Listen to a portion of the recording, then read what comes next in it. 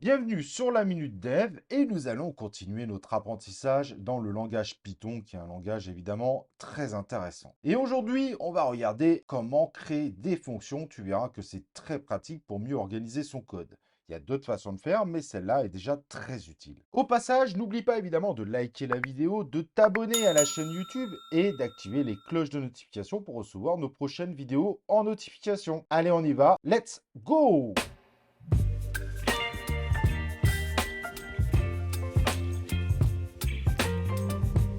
Donc à présent, on a décidé de créer une fonction. Qu'est-ce qu'une fonction? Une fonction, c'est une partie isolée qui sera définie par un nom que l'on pourra appeler au moment où on le désire.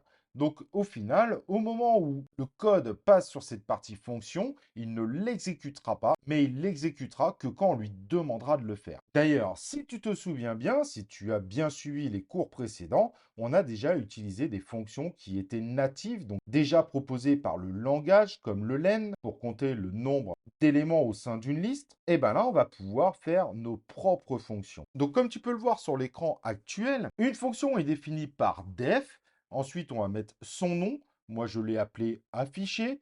On ne pourra pas utiliser les noms des fonctions déjà utilisées. Vous pourrez utiliser éventuellement des underscores, des majuscules et tous les caractères alphanumériques. Et à la suite du nom, il faudra mettre ouverture, fermeture de parenthèse, deux points. Tu comprendras plus tard, évidemment, à quoi servent ces parenthèses. Et donc, à l'intérieur, donc en incrémentant de 1, tout ce qui sera incrémenté une fois en dessous de cette partie-là seront considérés comme intégrés à cette fonction.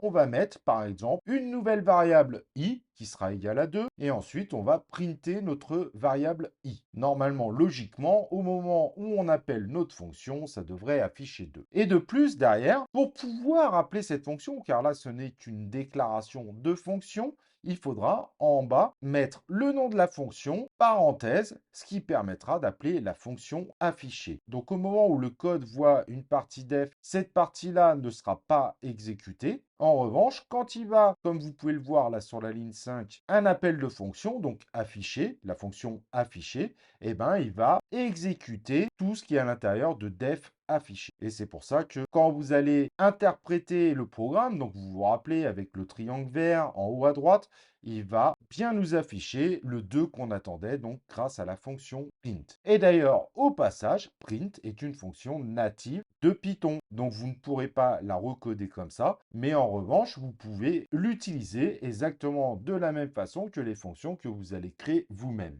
Mais maintenant, il y a quelque chose de très intéressant. J'ai bien mis i égale 2 dans la partie de la fonction.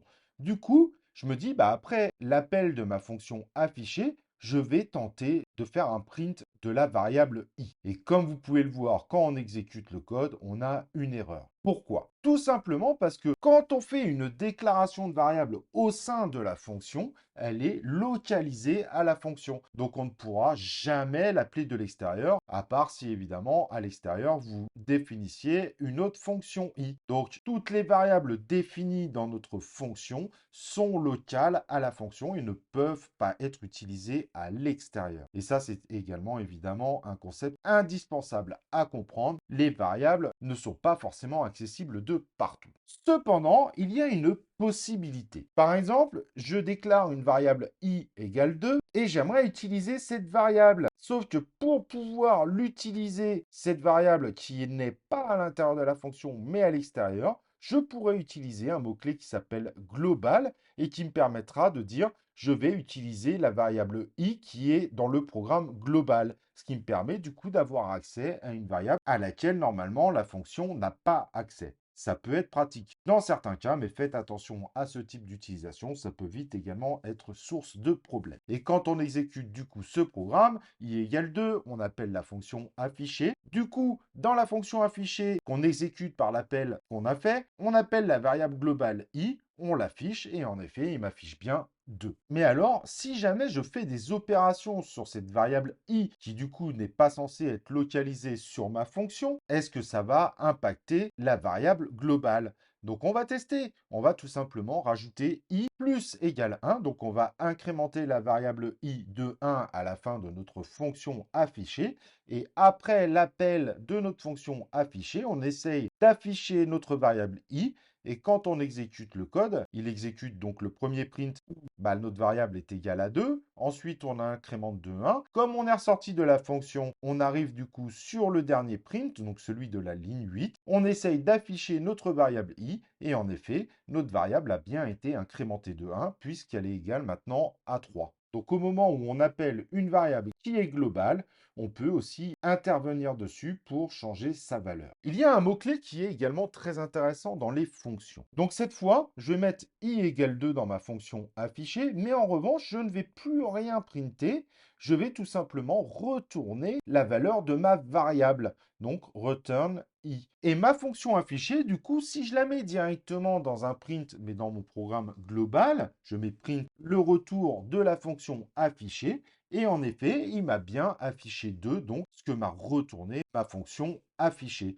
C'est évidemment un élément indispensable en développement et tu verras que le return est utilisé quasiment tout le temps. En revanche, l'utilisation du global n'est pas forcément toujours la meilleure affaire à faire. Donc ce qu'on peut aussi faire, et ça c'est très intéressant, on peut dire tout simplement ma fonction affichée, elle attend un argument, donc la variable qui sera appelée i au sein de ma fonction, que je pourrais réutiliser. Donc là, bon, c'est un petit peu bateau, mais ma fonction affichée attend un argument, donc qu'elle insère dans une variable i, et ensuite elle retourne i. Et donc, comme vous voyez là, il n'y a plus du tout de mot-clé global. Donc là, sur le coup, ma variable i est localisée à la fonction. Dès que la fonction est terminée, cette variable i n'existe plus et est détruite.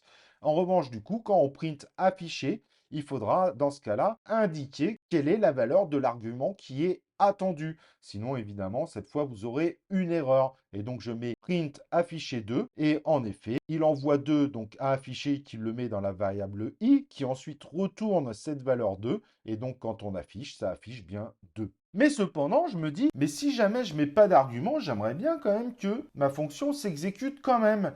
Et du coup, dans la définition de ma fonction affichée, si je mets i égale 3, ça veut dire que si je ne passe pas d'argument dans la fonction affichée, donc sur la ligne 4, et dans ce cas-là, il mettra automatiquement 3 dans la variable i et qui va retourner. Donc si je fais print affiché et que je ne mets pas d'argument, cette fois, j'aurai pas d'erreur et il me retournera évidemment 3, donc la valeur par défaut. C'est évidemment également des choses qu'on utilise très régulièrement dans l'univers du développement. Mais alors du coup, est-ce qu'une fonction peut utiliser une autre fonction, voire soi-même? Et oui, c'est tout à fait possible. Donc là, on a un programme un petit peu plus complexe. Donc notre fonction affichée avec évidemment son argument i, donc qui va mettre ce qui lui est envoyé dans la variable i.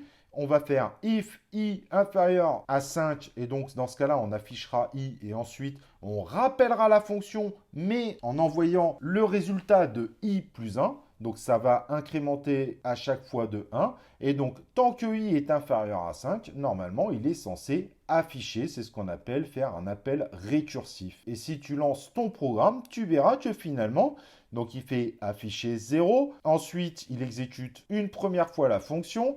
0 est inférieur à 5, donc il va afficher 0. Ensuite, il va rappeler la même fonction, mais en envoyant 0 plus 1, donc 1.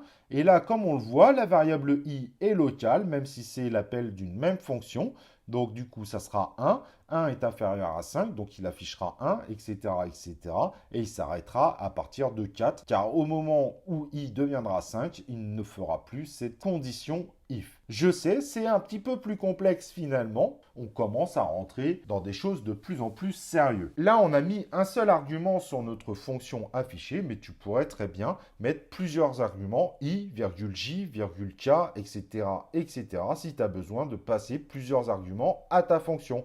Parfois, il est nécessaire d'avoir un certain nombre d'arguments pour pouvoir faire une fonction complète. Je pense que pour le moment, tu en sais déjà pas mal sur les fonctions. Et donc, pour ce cours-là, on va s'arrêter ici. Merci d'avoir suivi cette vidéo. Et j'espère évidemment que ça t'aidera beaucoup dans ton avancée dans le Python. Mais de toute façon, l'aventure est loin d'être terminée. On a encore beaucoup de choses à voir. N'oublie pas évidemment, avant de partir, de liker cette vidéo, de t'inscrire à la chaîne YouTube. Allez, on se retrouve plus tard sur la Minute Dev.